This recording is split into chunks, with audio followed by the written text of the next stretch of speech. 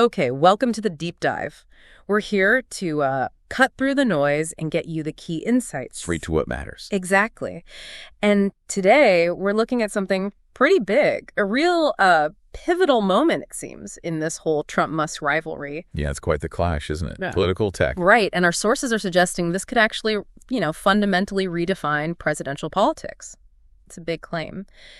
So our goal here, as always, is to pull out the core stuff from the material you've shared, give you a shortcut to the what, the how, the why of this developing story. And it really centers on Donald Trump's, challenge to Elon Musk. And there's this surprising condition attached for them to sort of reconcile. Yeah, and that's the absolute core of it, right? Yeah. Looking at the reports, Trump has accepted Musk's public apology about their recent spats. Okay. But like you said, it's not just a simple handshake. There's this really significant demand tied to it. Makes it much more than just a truce. It feels quite calculated. So what is this condition, this bold condition, as the sources put it? Well, it's very direct. Okay. The sources quote him saying, basically, if Elon really wants peace, he must publicly commit to hosting the next GOP debate on X. On X. With no censorship or filters.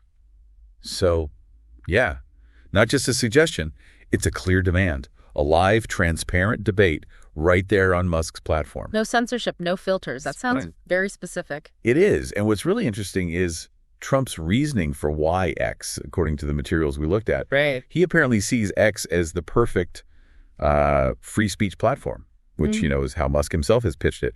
Minimal moderation. So Trump seems to believe this kind of, let's say, unmoderated space is ideal for his message. A direct line, no filter, to his audience.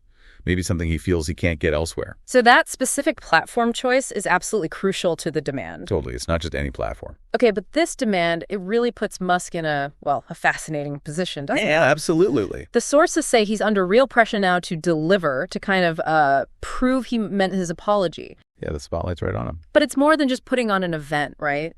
How does this challenge that whole free speech ethos he's trying to build for X, or maybe validate it? Well, that's exactly it. That's the pivot point. The huge question, reading through the sources, is simply, will Musk actually agree? Can he even do it? Because it sounds complicated. Massively. Hosting a high-stakes political debate live on X. Think about the logistics, the regulations.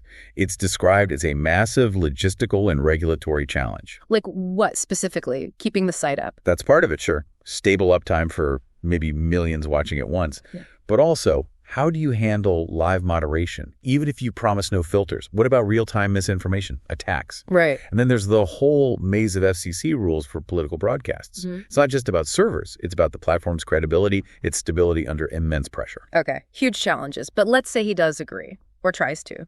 What happens then? What's the ripple effect, say, in the Republican Party? How would other candidates react? Well, the reports suggest it wouldn't stop with Trump.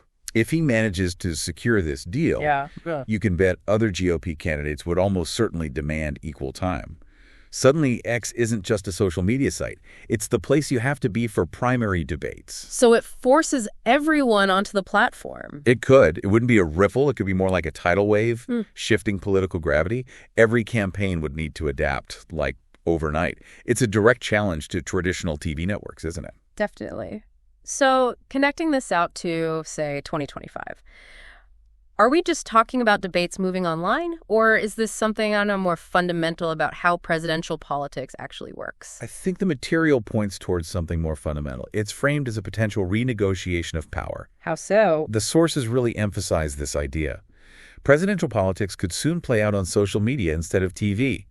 If this happens, it bypasses the traditional media gatekeepers in a really direct way. And it puts tech platforms, or maybe just one tech platform owner, in this incredibly powerful position, not just carrying the conversation, but almost curating it, hosting these massive political moments. So it changes who controls the megaphone. Exactly.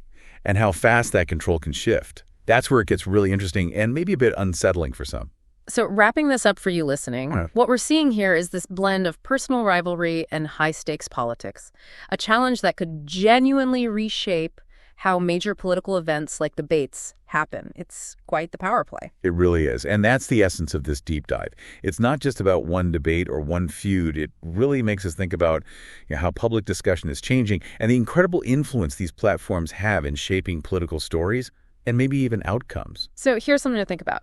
If this X debate actually happens, succeeds, or fails, how might that fundamentally change the game between candidates, old school media, and these big tech platforms in future elections? What do you think is the single biggest implication here?